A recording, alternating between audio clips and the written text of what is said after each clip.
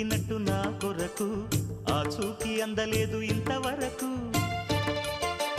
వచ్చింది గాని ఈడు ఒంటి వరకు వేధించలేదు నన్ను జంట కొరకు చూశాక ఒక్కసారి ఇంత వెలుగు నా వంక రాను అంది కంటి కునుకు ఈ అల్లరి గారడి నీ లీల అనుకోనా నీ పేరు ప్రేమ అవునా ఇవాళే నిన్ను పోల్చుకున్నా